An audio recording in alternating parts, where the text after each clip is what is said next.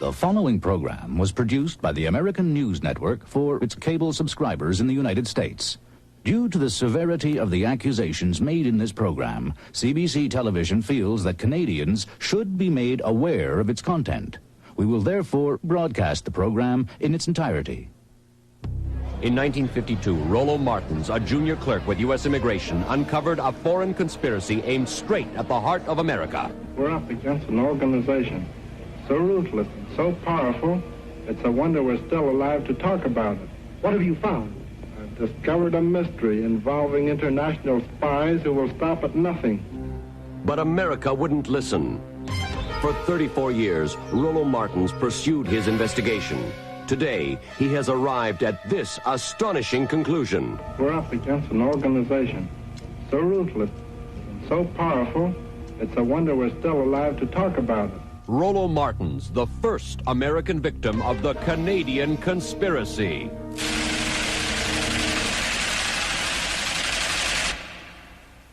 You all set? Yeah. All right, here we go.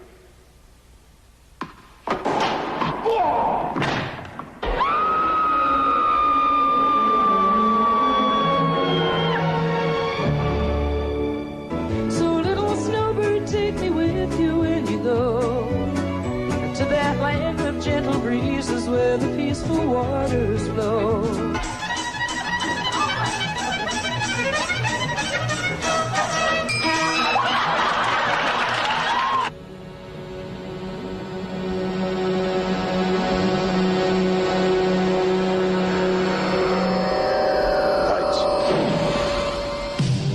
Tonight, we will prove that these performers have been trained by the Canadian government to infiltrate and take over the American entertainment industry. We'll examine the careers of these people and the profound effect each has had on the minds of unsuspecting Americans. Finally, we will confront these so-called entertainers with documented evidence of their direct involvement with the Canadian conspiracy. There is not and never has been a conspiracy of Canadian entertainers working in America. Yeah, just turn that off. I don't want to, you know. I know absolutely nothing about any conspiracy. You told me this was an in-depth interview. How could you be so shallow? Well, put it on the air, and put this on the air. How's that? Can you use that, huh? Good evening, I'm Edwin Newman. The American News Network has asked me to introduce tonight's special edition. In my years, decades really, as a television journalist, I can honestly say I have never encountered a story quite like this one. After 2 years of exhaustive research, in-depth interviews, and round-the-clock analysis, the American News Network team has produced a report with such far-reaching implications that it could affect the future of every American. You'll hear language tonight you may not like. You will see images you may find upsetting. Viewer discretion is strongly advised.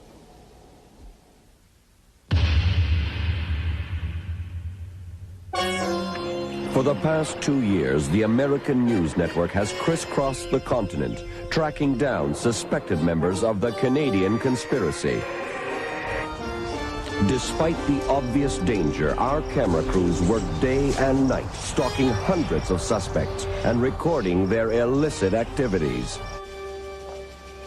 Patiently, we waited and watched. Mr. Thick! Alan! Can you answer a few questions? At first, we tried to be reasonable. Mr. Thomas! But without exception, not one Canadian would cooperate with our investigation. One question, please. Yeah, I'm trying to get home, okay? Do you know anything about the Canadian conspiracy? No. There's no such thing as a conspiracy. I'm tired of all those questions. Forget Our questions were direct. Who is that woman? Who is that woman? Is she Canadian too? The response became predictable. Again and again, our news crew had tried to break through an impenetrable wall of silence. Finally, just a few days before this broadcast, the wall began to crumble. Hello? Tony's Pizza.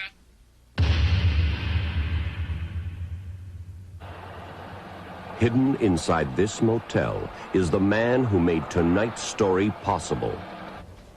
ANN cameras were rolling while this man exposed his government's plot to conquer America.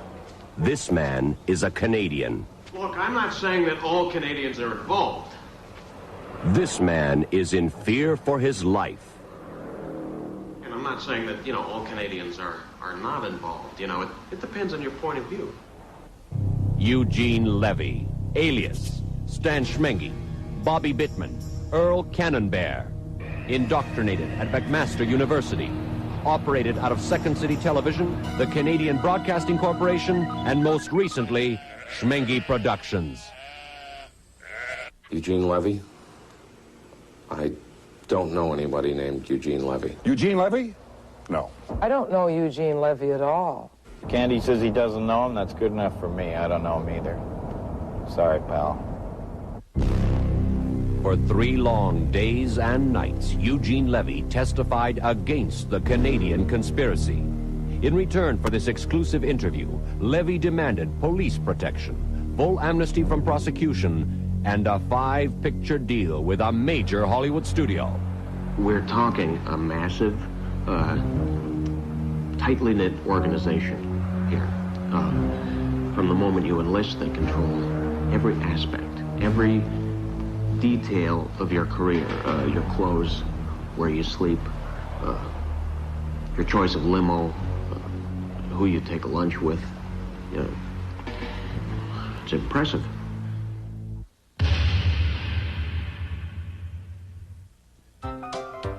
Since the turn of the century, Canadian show business hopefuls have been flocking south to America. At first, they worked alone or in small groups, unwittingly laying the foundation for what would become a secret entertainment empire.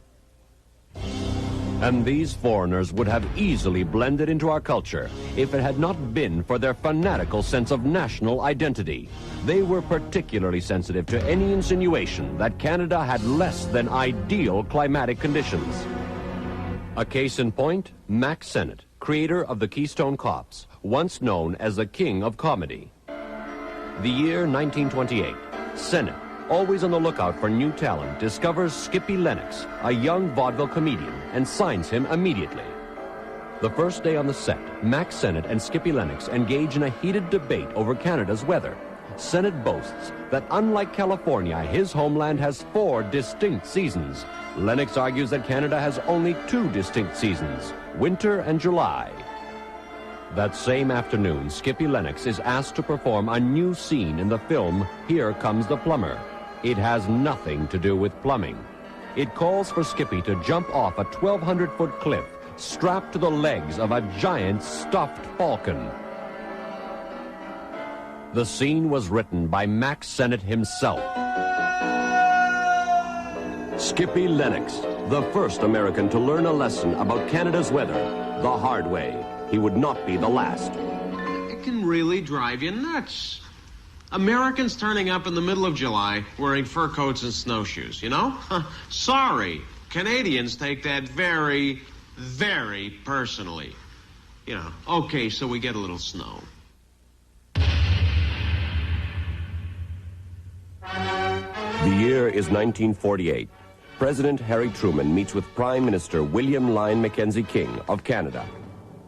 It was this fateful encounter that would spark the Canadian conspiracy. Truman innocently tells the old joke about a Canadian ice fisherman who caught 40 pounds of ice. To Harry Truman, it was just a silly joke. To Mackenzie King, war. He returns to Ottawa, the capital city of Canada, and calls an emergency summer session with his government.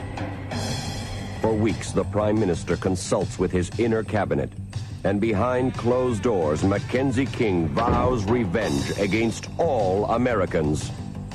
It was in this series of top-secret meetings that King would finalize his plan to bring America to its knees.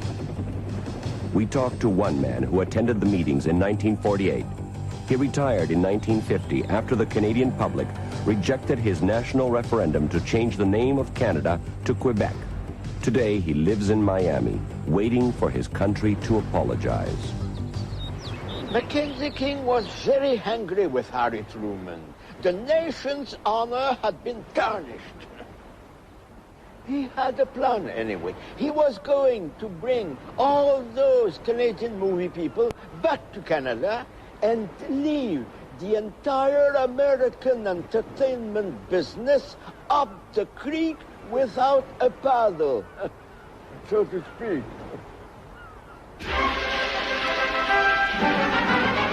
The major story of the week, Mary Pickford returns to Canada. America's sweetheart is back home for a short visit with Prime Minister Mackenzie King.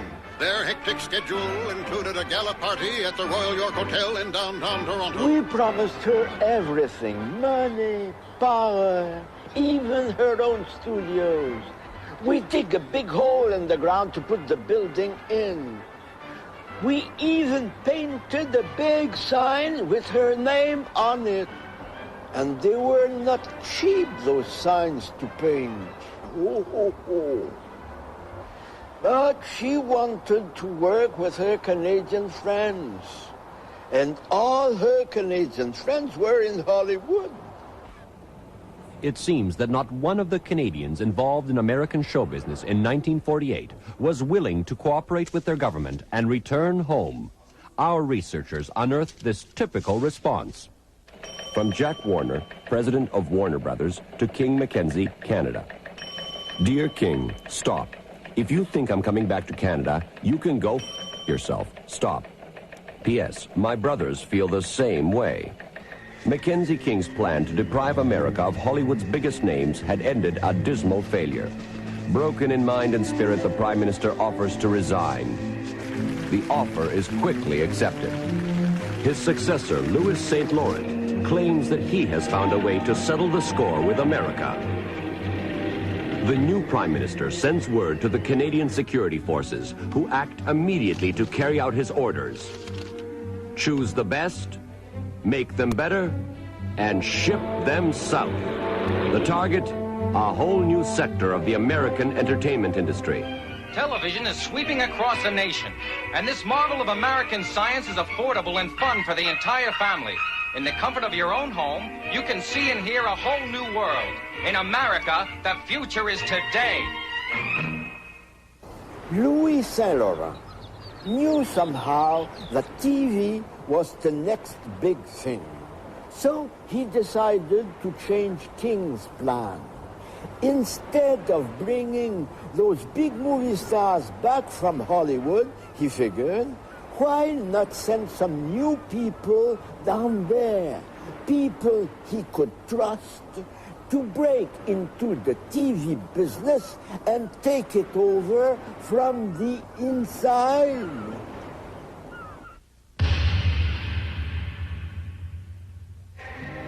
Timing was critical to the Canadian government.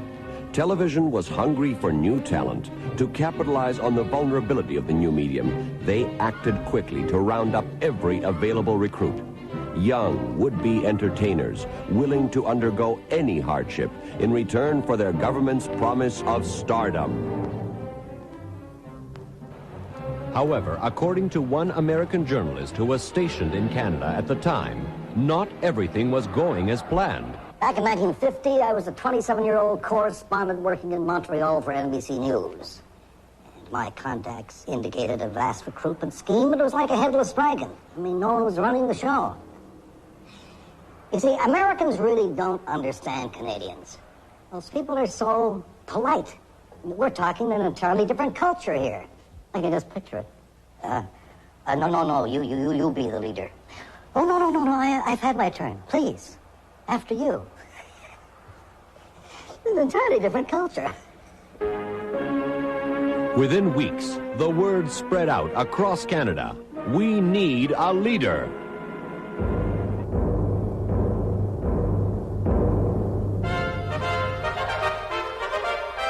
The call rings out across the land. Find us the man, if there is such a man, who can lead his countrymen to fame and fortune.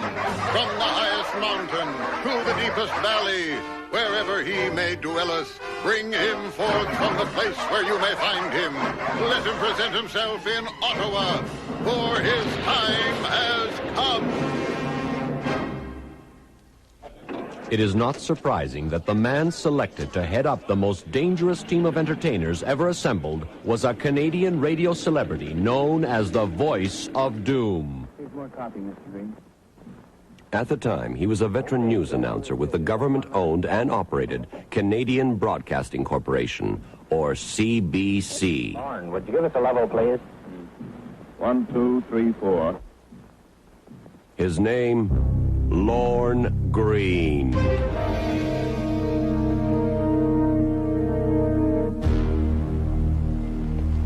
Just the mere mention of his name sends chills down my spine.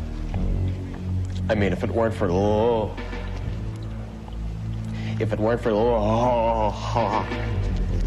can't say it.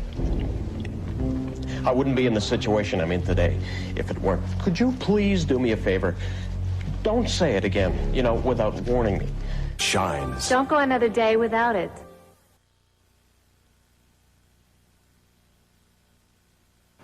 I personally am surprised that there is not a Church of Lorne Greene. I think that Lorne is probably that much of a pedagogue, a patriarch, a monument, a monolith, if you will, of our culture, of our entertainment industry and so forth. I'm surprised there are not certain, like Lorne Greene chapels. With Eugene Levy's reluctant cooperation, ANN was able to locate Greene's headquarters in the hills overlooking Los Angeles. Our specially equipped surveillance unit was repelled by vicious guard dogs trained to attack on sight. We barely evaded detection by a private army of henchmen. Finally, we cut through the security net to capture these exclusive images of Lorne Greene, a man whose name spreads terror throughout the rank and file of the Canadian conspiracy. Lorne Greene is the voice of God. Lorne Greene is a wonderful man. Lorne Greene? No, I don't know him. Lorne Greene? No connection whatsoever. I don't know the man. I've never met him. The Godfather. That's... he's like a godfather to us, to me. Lorne Greene, the Don Corleone of the Canadian conspiracy. In espionage circles, the man whose name is synonymous with politically inspired entertainment.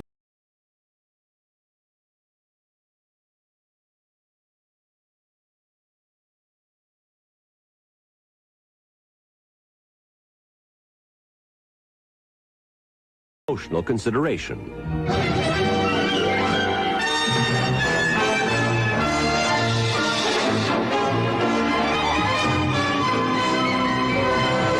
Now listen, my involvement with the Canadian government was strictly above board. They approached me because so many of our younger people were leaving the country to work in the United States. And there was no place in Canada where performers, writers, directors, actors, whatever, could learn their craft properly. October 1950, the Canadian government approves the design of a top-secret training center for the performing arts. They offered me I guess you'd call it a token fee, to head up this training center, which they wanted to call the Canadian School of Broadcasting. Well, quite frankly, I couldn't afford to work for the kind of money they were offering. 4 months later, it was finished, a multi-million-dollar complex ready to house the entire operation. And then, I don't know how it came about, but then they offered to call the school the Lorne Greene School of Broadcasting. And there was something interesting about that, so I figured, what the hell?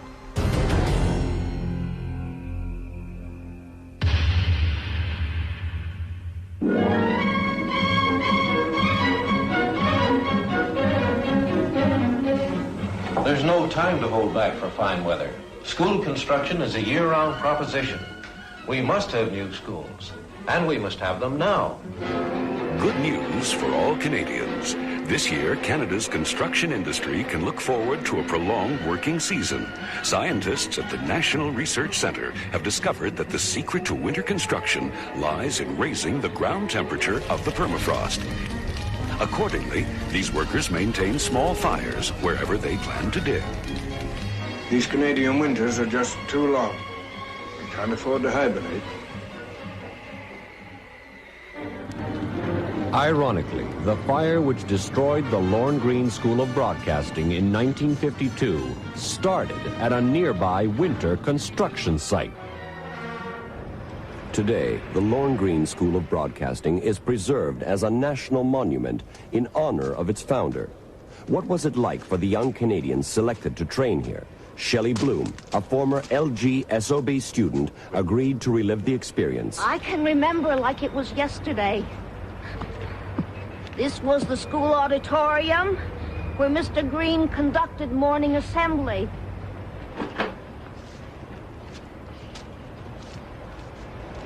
This was the library. Mrs. Robertson, our librarian, used to boast that she had every show business book ever published. For Shelley Bloom, the Lorne Green School of Broadcasting is only a memory now. While her fellow classmates were assigned to Los Angeles and New York, she stayed behind. I really wasn't a very good student. Not compared to people like Raymond Burr. He was a teacher's pet.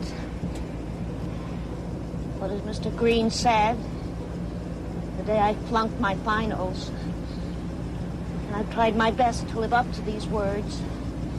Shelley, he said, there are other ways you can still serve your country.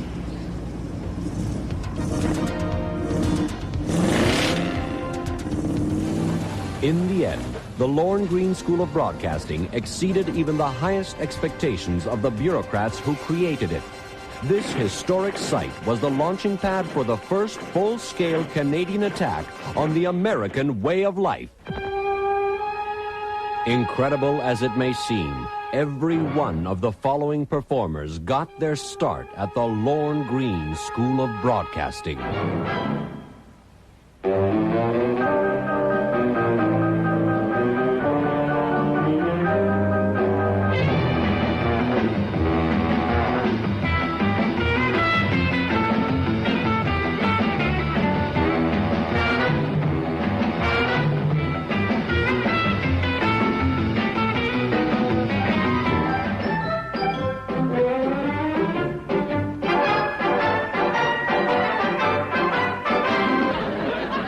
Name is Ed for a horse. What kind of a name is Wilbur for a man? Swamp Fox, Swamp Fox, tail on his hat. Nobody knows where the Swamp Fox at. Swamp Fox, hiding in the glen. He runs away to play again. Fortunately, one of these actors was willing to talk to ANN.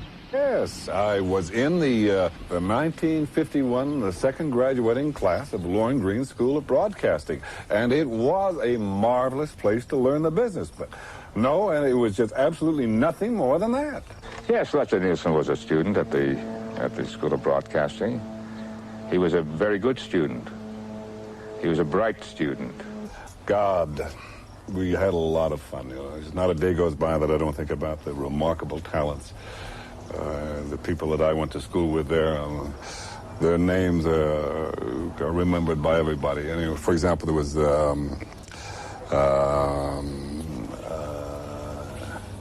there were those two guys who were from the Northwest who were there.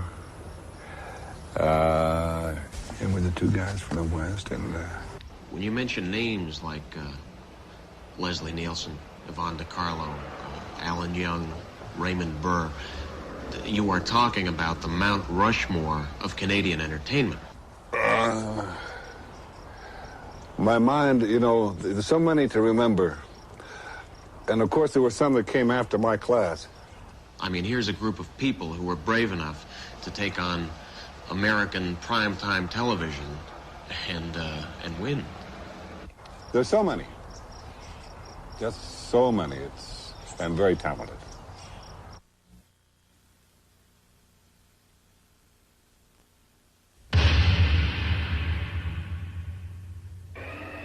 If the Lorne Green School of Broadcasting was kindergarten for Canada's entertainers, then CBC television was grades 1 through 12.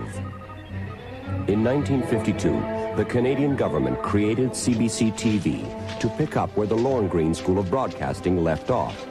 With the latest television technology, the CBC quickly became command central for the Canadian conspiracy.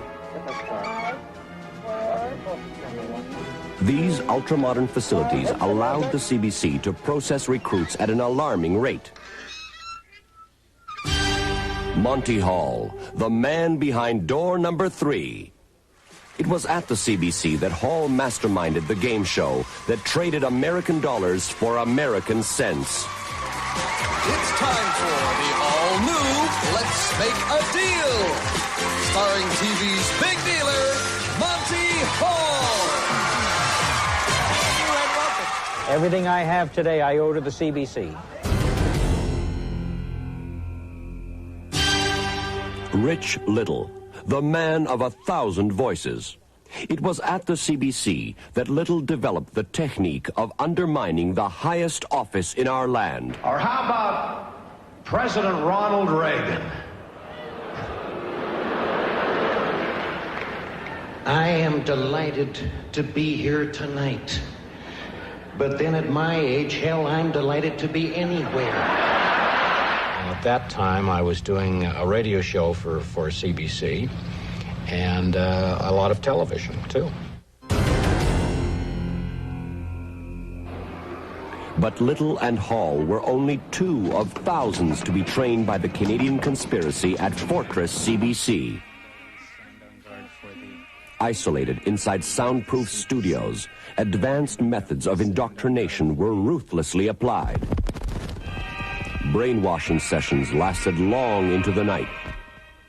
So intense were these so-called rehearsals that today CBC alumni can only remember the network with a gratitude that borders on reverence. The government institution that made my whole career in California possible was unquestionably Mother CBC. You know, everyone has different pet names for the CBC. I just used to call it Papa.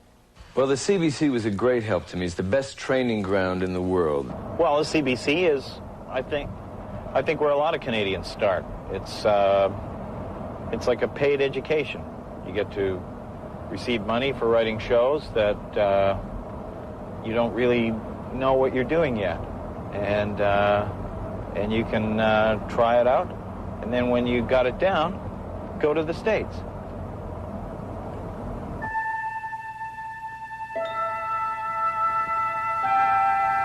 Space, the final frontier. Star Trek, an American institution which for 20 years has spawned fanatical cults, kept students from their homework, and made "Beam me up, Scotty" a popular term of endearment. To boldly go where no man has gone before. Star Trek, an American institution under the control of CBC TV. And ANN researchers have the evidence to prove it. As this test film clearly shows, CBC TV was training performers to function in zero gravity as far back as 1958. 1,500.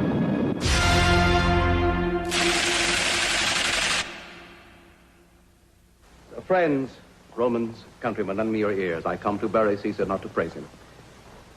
The evil that men do lives after them. The good is often turred with their bones. So let it be with Caesar. 2 men with one common goal: to boldly go where no Canadian had gone before. My sister's youngest admiral, crazy to get to space. Every young man's fancy. I seem to remember it myself. Crazy to get to space, or crazy to take over America? But you promised. You said this wasn't going on the air. You said this was fun. This isn't fun.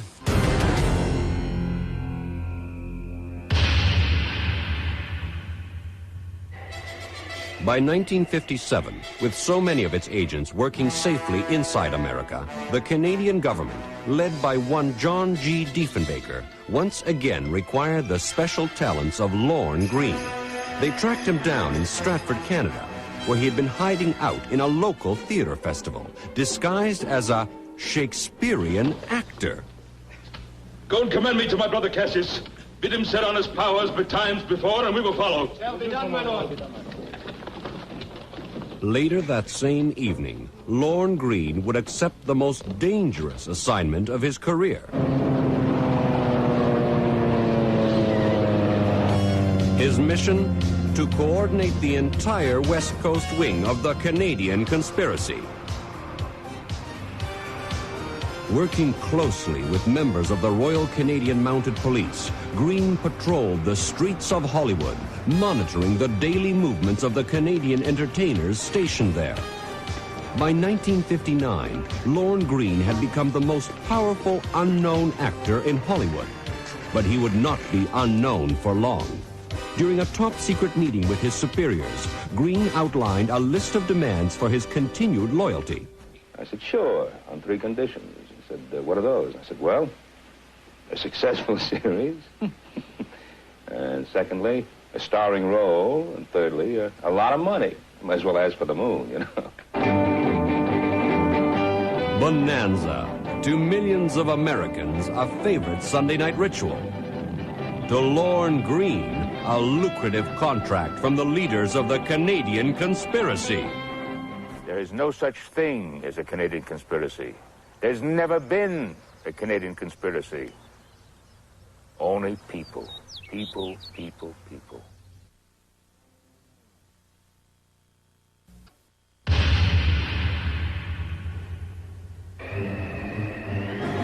It is 1963. In Canada, Prime Minister Lester B. Pearson is now in power. Pearson authorizes a large segment of his government's budget to developing young comedians for the Canadian conspiracy. Pearson looks south for help with his comedy commandos. He needs the advice of 2 of Canada's most covert comedians, Johnny Wayne and Frank Schuster, the infamous comedy duo that infiltrated the Ed Sullivan Show more often than any other act, a record 67 times, surpassing even Topo Gigio, the small Italian rodent. That's a good one. Frank Schuster and Johnny Wayne, they were just the men Pearson was looking for. Veteran comedians who know what it takes to make it in America. They chose the students. From thousands of applicants, only the best and the funniest were accepted. Young Canadian comedians with raw talent ready to be refined. They chose the teachers, men and women who knew the world of comedy from setup to punchline. 24 hours a day, 7 days a week, Wayne and Schuster worked tirelessly to mold Canada's young into a potent strike force of comedians. Hundreds of funny Canadians armed with some of the most hilarious jokes to ever cross our border. In the years ahead, America's sense of humor would suffer the tragic consequences. Throughout the 60s, a vast network of Wayne and Schuster schools spread out across Canada, each of them a front for the Canadian conspiracy. A prime example, McMaster University, breeding ground for some of the most subversive minds now operating inside American show business. Among the students who attended this so-called institution of higher learning, Martin Short. How do you feel, Moby, my little friend in the water? Are you hungry at all? McMaster University. I don't know how to answer this. Let's move on. Ivan Reitman.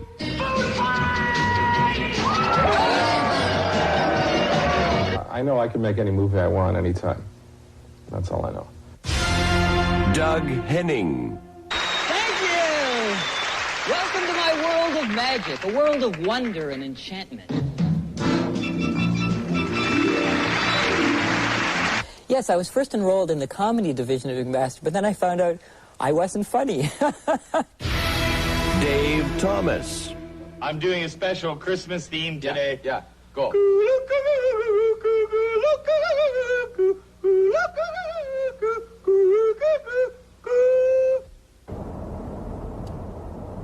A lot of people went to McMaster. Big deal. And finally, Eugene Levy. You learn to deal with hecklers, and I've learned that, hey, you just can't let it bother you. I'm a... Where is he? Oh, kill the son of a... Oh, Bobby, you're a dead man! Get him up! The pressure was incredible. You're competing with a lot of very talented people. Every week you got to come up with new material. If they didn't like it, you'd be gone the next day. Who is this guy, Gene Levy? Who are you talking about? I don't know him. Dave said he doesn't know me. Well, you know, you have to understand my friends. You know, you have to understand where they're coming from, where their sense of humor comes from. You know, because that's what it is. It's their sense of humor. They're just trying to make you laugh. They're trying to get a laugh out of you. That's all. You know, I mean, why David say he doesn't know me, I don't know. You know, I know him. I've known him for years. I went to school with him. I worked with him. You know, I know his family. He knows my family. I don't know why he'd say that. I mean, the fact that people went there, they just sort of tumbled into it. It was a complete accident. You know, Henning, Reitman, Short, Levy. Oh, you guys are good. You're real good. I heard that Levy was there, but I never met him.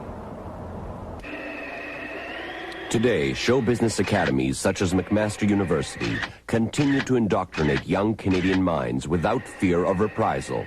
Study these faces closely, because in the not-too-distant future, every one of them will play a featured role inside the American entertainment industry.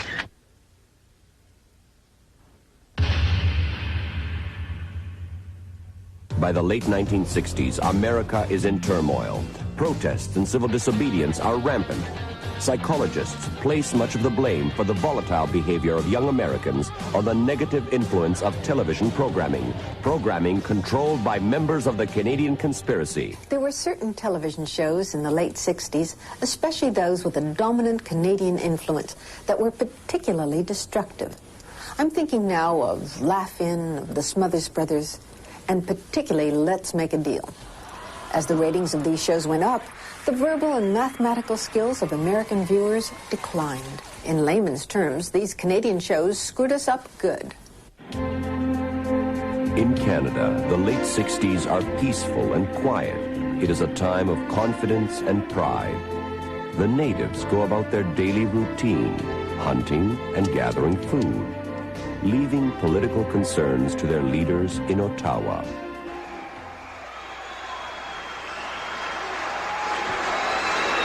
It's Trudeau-mania. Fans of newly elected Prime Minister Pierre Elliott Trudeau are behaving as if he's the fifth Beatle. This country has gone wild. Pierre Trudeau, international statesman, hard-nosed negotiator, and eligible bachelor. A man who operated on his own.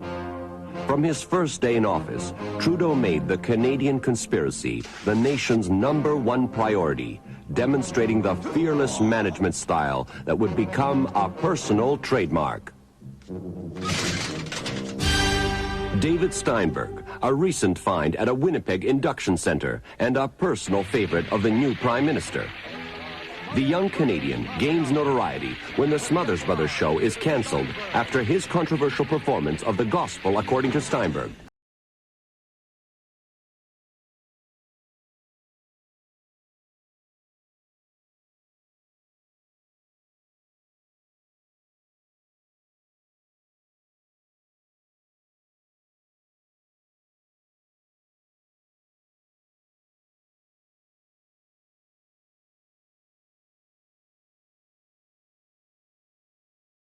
CBS network executives argue that comedy shows have no business making fun of the supreme being.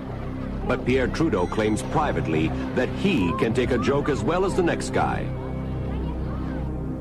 However, for Trudeau, the cancellation of the Smothers Brothers is no laughing matter. Mr. Prime Minister, how do you plan to get back at CBS? Just watch me.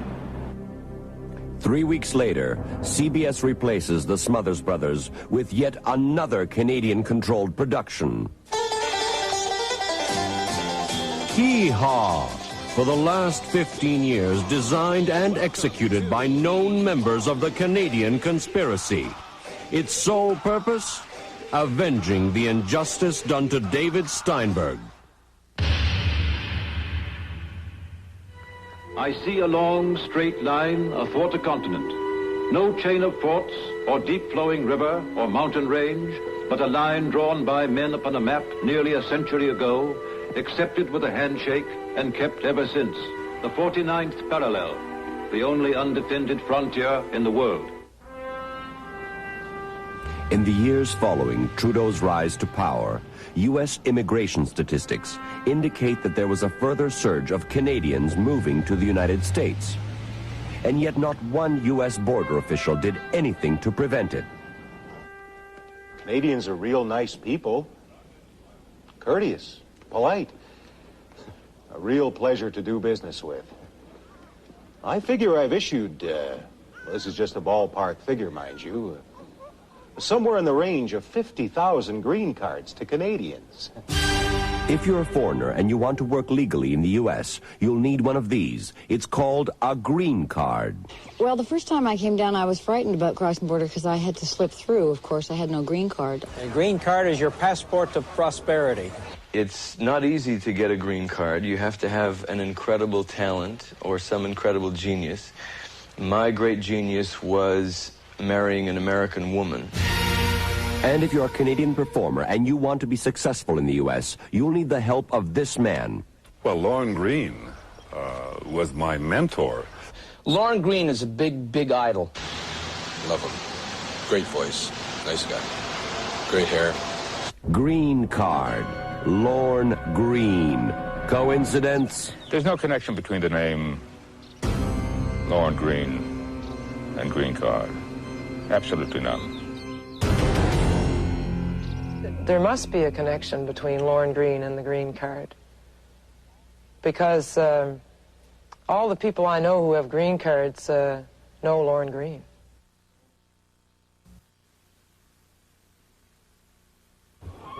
New York, at one time the cultural capital of America. Today, a city held hostage by the Canadian conspiracy. The point of infiltration? Late night TV. Saturday Night Live. Hi, I'm Lorne Michaels, the producer of Saturday Night. Right now we're being seen by approximately 22 million viewers. This man is the brains behind Operation Manhattan. 1944, Lorne Michaels is born in Toronto, Canada. Lorne Michaels. Lorne Greene. Coincidence? Lorne Michaels, very bright, very interesting, and very successful. 1965, Michaels marries fellow comedy writer Rosie Schuster. Rosie Schuster, only daughter of comedian Frank Schuster. True love or true north, strong and free? I don't know Lorne Michaels by personally, only by reputation, and none of it is good. And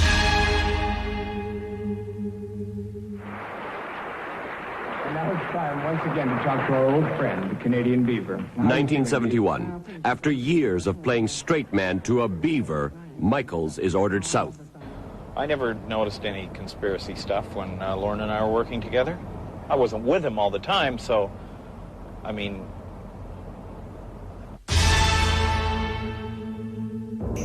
1975, Michaels resurfaces in New York as producer of Saturday Night Live, a show riddled with members of the Canadian conspiracy. There's no other pair of Czech brothers who cruise and swing so successfully in tight slacks. We are two wild and crazy guys.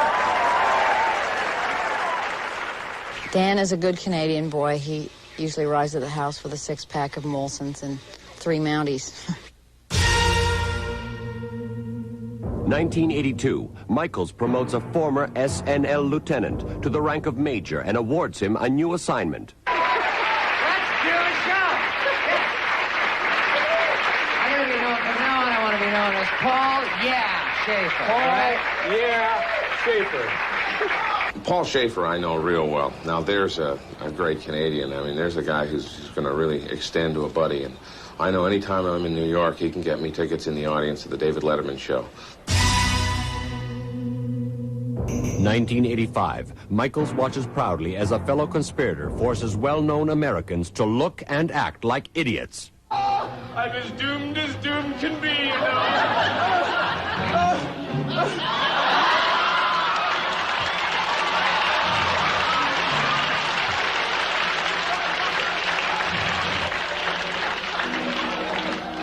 Unhand my nephew, I must say. Because what you're doing is far from decent, you know. Lorne Michaels, I know Lorne Michaels. Very, very, very clever man.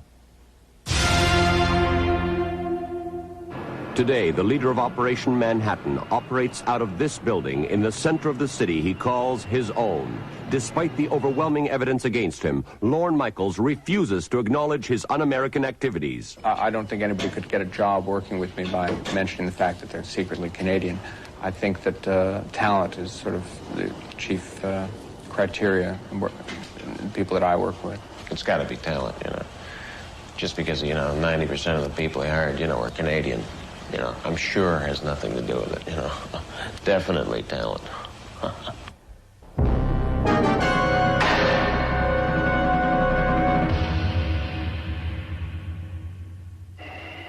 It is 1981. Charles Joseph Clark is elected Prime Minister of Canada. 6 months later, he is replaced.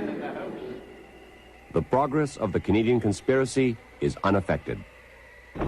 Los Angeles, the capital of the so-called American entertainment industry. But the records inside these Hollywood studios tell a far different story.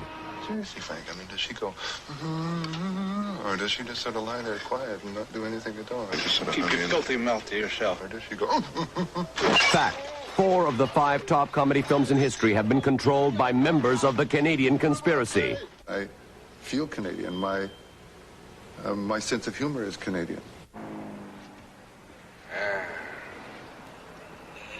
Fact, each of these films is aimed at the youth of America. Hey, man. Am I driving okay?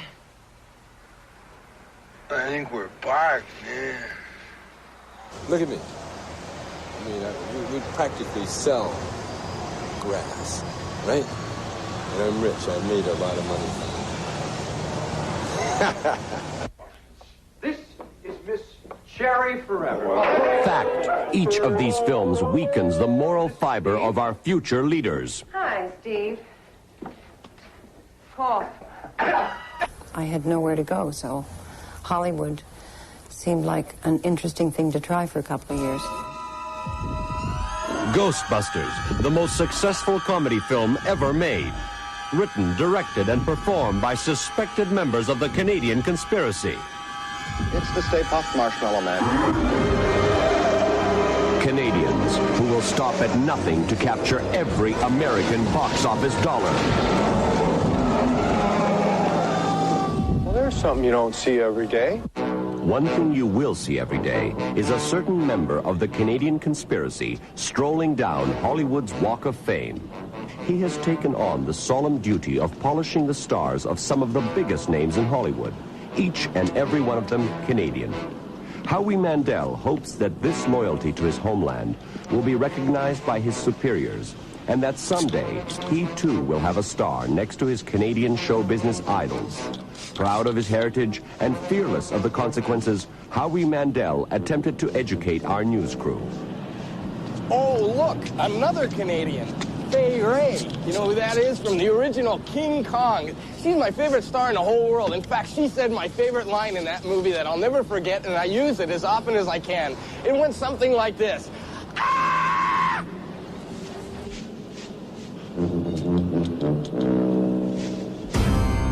Hollywood, where every star on the Walk of Fame is another victory for the Canadian conspiracy.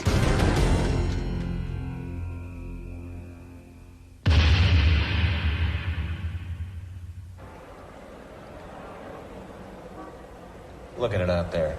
Traffic jams, smog. You can't even go on a picnic if you want. Oh, if only they'd kept their promise. You know, 1 more month, Eugene, and then we'll send you home for a little rest.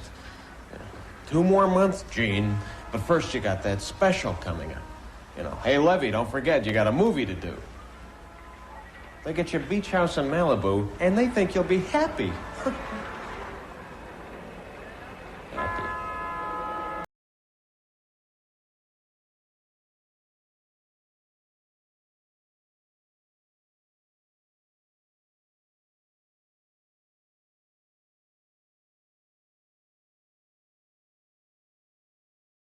Sense of nationalism that drives them onward to increasingly subversive behavior.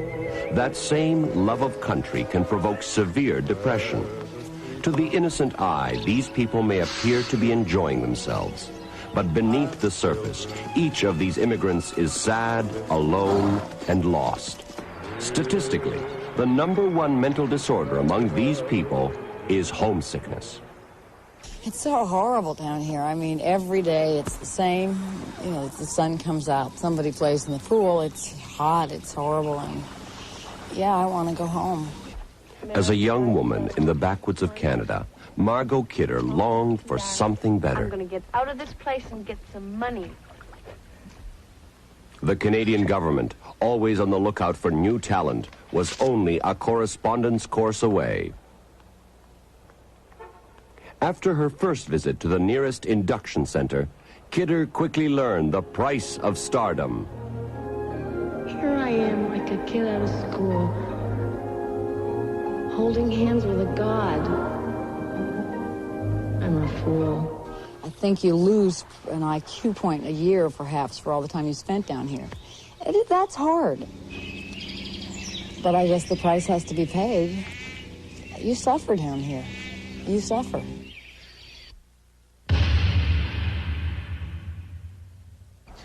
You know, I remember the night I packed my bags. I was gone. I was history. Goodbye, L.A. But at the last minute, I get a phone call from Leslie Nielsen. No.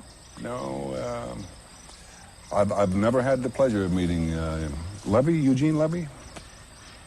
He said, Gene, you've got to realize when the thing you want most is to go home. That's the one thing you must never do. Oh, Mr. Levy is a Canadian? Well, I didn't know that. That's fine. I'm delighted. You've got a responsibility to Parliament, to the Canadian people. Call Eugene Levy? I've never called Eugene Levy. You've got to keep in mind the national character you're here to serve and protect. Why would I phone somebody that I've never heard of? He said, you're down here to do a job. And to do it well. Never talked to him. And if I ever get to know him, I won't talk to him either. Well, Leslie Nielsen will tell you he's never called, but I swear to you, he called. Well, he's lying. Absolutely, he's lying. Leslie Nielsen has my phone number memorized. I mean, it's not even written down. I called him and told him not to leave? I tell you one thing. If I ever called him about anything, I'd be calling him to tell him to leave. And that's the truth of it, so you know I'm not lying. What can I say? You know, Leslie Nielsen is lying. I did not call Eugene Levy, whoever he might be. He did. I didn't. He did. I didn't. Did. Didn't. Did. Didn't. Did. Didn't. I didn't call him. Well, he's a big fat liar. What is Leslie Nielsen hiding from the American public? What's going on? We have a right to know the truth. All right, I'm going to level with you all. The most important thing now is that you remain calm. There's no reason to panic. Now, it is true that one of the crew members is ill. Slightly ill. Who is Leslie Nielsen trying to protect? Which I think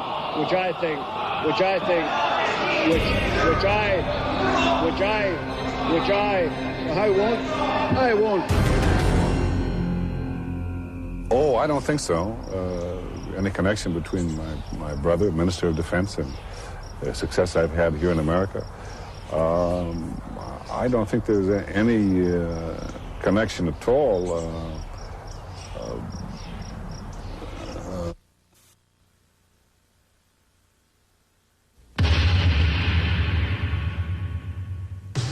Over the past 30 years, Americans have been buying more and more records written and recorded by known members of the Canadian conspiracy.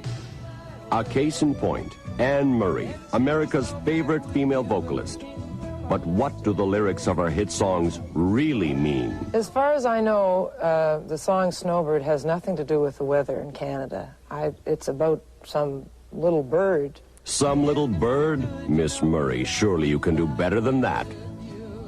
No, I think the song Snowbird is, well, I've been told now by American disc jockeys that the song Snowbird is about drugs. And how many of Anne Murray's fans have ever taken the time to play one of her songs backwards? Researchers at ANN have done exactly that and discovered this subliminal message hidden between the grooves. The Canadians are coming, the Canadians are coming. Surrender peacefully, you will not be harmed, you will not be harmed. The Canadians are coming, the Canadians are coming. Surrender peacefully, you will not be harmed. You hear that when you play Snowbird backwards. Well, I've never listened to Snowbird backwards. I would think that's a bit of a waste of time. And it just sort of snowballed, you know? It seemed like everything we came up with, the Americans were willing to pay top dollar for. TV shows, movies, music, Eskimo art, you know? I mean, it's just like they taught us in school. There's an American born every minute.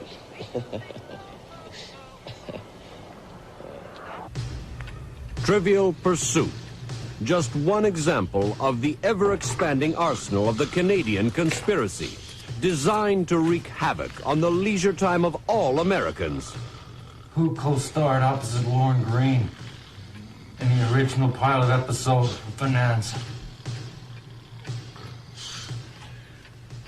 Yvonne De Carlo.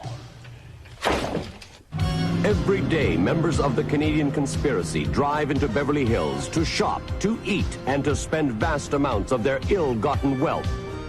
Each of them in search of the increasing number of Canadian products which have infiltrated the American marketplace. The latest favorite is available in only the most fashionable food shops, and as usual, the cost is no object. Maple syrup, courtesy of the same Canadian who distracted attention from his government's plot by convincing America that a certain communist country was invading its shores. Russians are coming! The Russians are coming!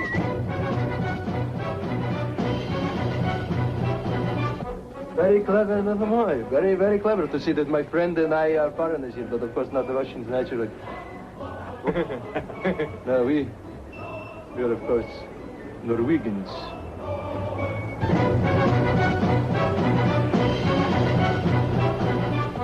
In communities across America, members of the Canadian conspiracy meet daily and plan new inroads into the American way of life. And while we continue to prepare ourselves for attack from the east, the west, and the south, we have ignored the real threat from the north, from Canada.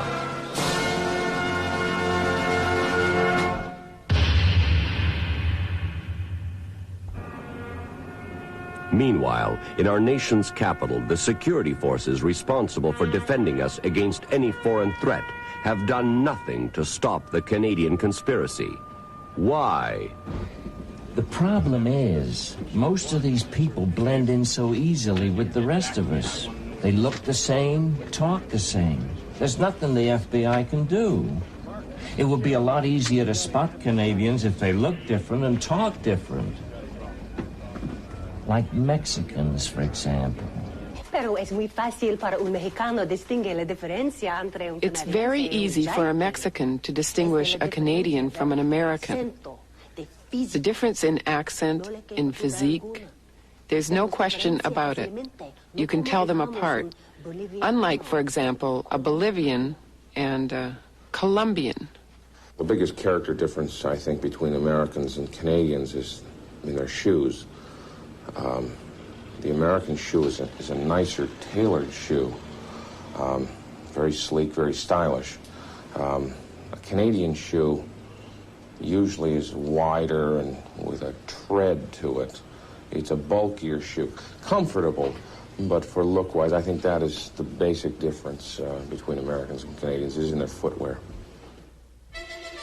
Canada, a country whose border is very close to our own, yet a country we Americans know very little about.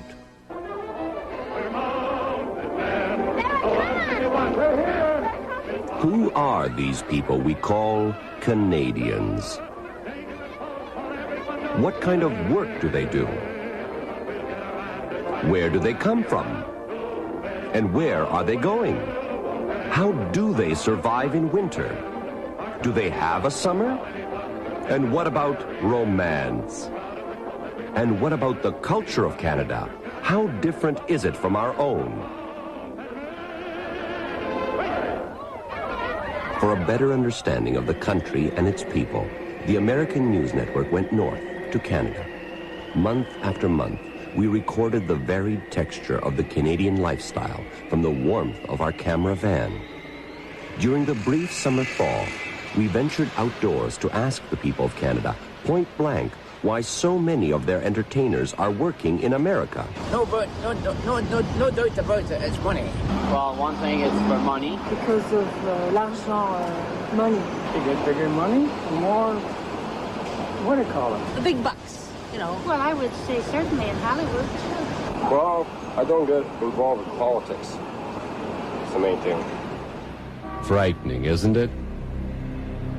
A nation of people willing to swallow whatever pablum their government decides to feed them. The government of Canada. A group of ruthless politicians who spend their days bickering over the spoils of the Canadian conspiracy. Politicians who will try anything to camouflage their direct responsibility for undermining the American way of life. Canada knows what's going on in the United States politically, but Americans don't know what's going on in Canada, you know. Maybe they're just as well. Well, we've had a good time here, kind of at the expense, really, of our friends. I like to call them our friends to the north, because I always feel welcome when I'm there, and they're certainly welcome in my town. But the truth of the matter is the Canadian influence has really infused my life to a great degree. There's really nothing more fun for me than to wake up in the morning and have some Canadian bacon for breakfast, and then maybe when I get a little parched, you know, a glass of Canadian Club, let's be honest, and then maybe go out to a hockey game, and then to really cap off an evening. And I don't know how long you've been here in L.A., but we have got some Canadian restaurants here that will knock your socks off. When's the last time you had like a really good cup of hot water and some oatmeal?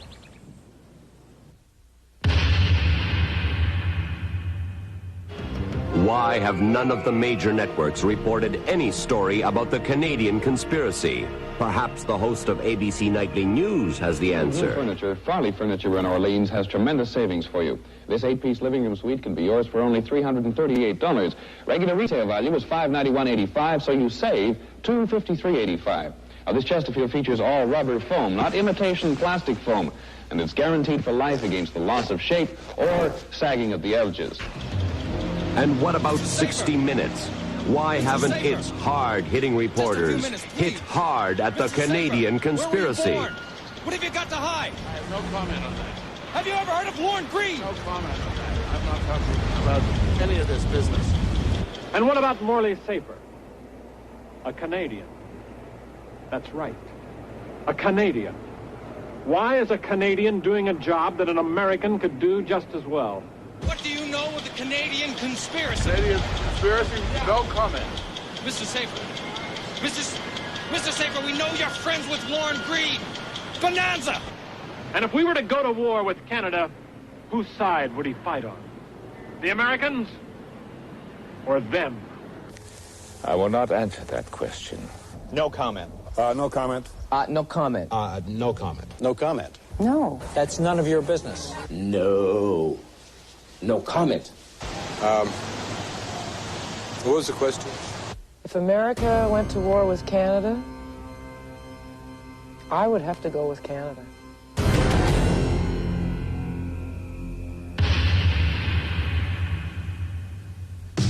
A government committed to recruiting entertainers to infiltrate America. A so-called American actor sworn to avenge the honor of his vindictive leader. A fleet of educational institutions designed to mold the youth of a nation into a potent strike force of entertainers. A national television network operating as a finishing school for the most subversive minds to ever penetrate the living rooms of America. A prime minister who took on American television and won. America's two largest cities run by two lords. How far have these people penetrated? How far are they willing to go? And will they ever be satisfied? The Canadian Conspiracy, a secret army of entertainers who have abused our generosity and good faith. Under the guise of friendship, they have entered our country armed with strict orders from their government. Take over American media, take over American minds, and we'll take over America. And as our foolhardy presidents continue to consort with the power-hungry leaders of the enemy within, America sinks ever downward into chaos and despair. Wake up, America. Time is running out. The world of tomorrow will belong to those who build the world of tomorrow. Do it. He's in two. Is this what our world of tomorrow will look like?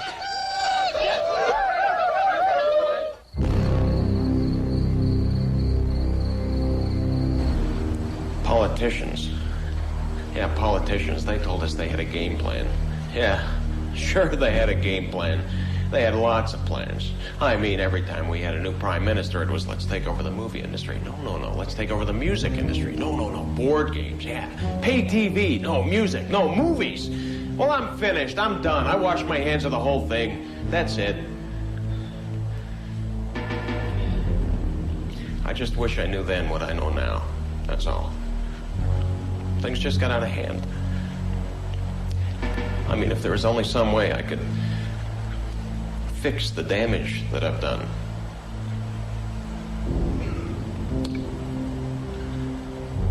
I'm sorry, America. Hey, no hard feelings.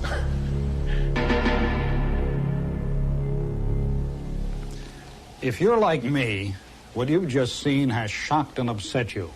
As I watched tonight's special edition, I became increasingly concerned about the safety of my family and my friends. I thought about what the future has in store for us and how our lives will change. As you go about your daily routine in the weeks to come, think back to this program. Think about how Canadians may be affecting your life and the life of this once great nation. Canadian experience? Conspiracy. No, the Canadian conspiracy. No, I haven't heard anything about it. No, I don't know enough about Canadian politics to say anything.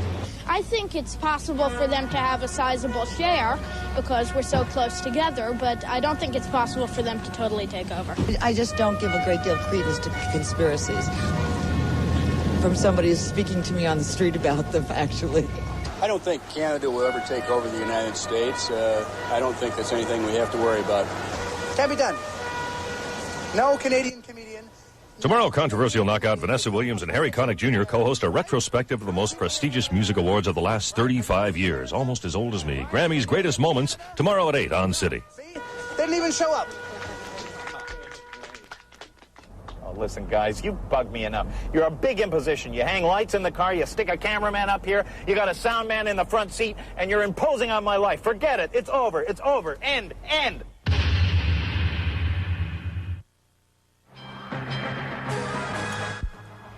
Tonight, an 11-year-old kills 2 intruders while left home alone in the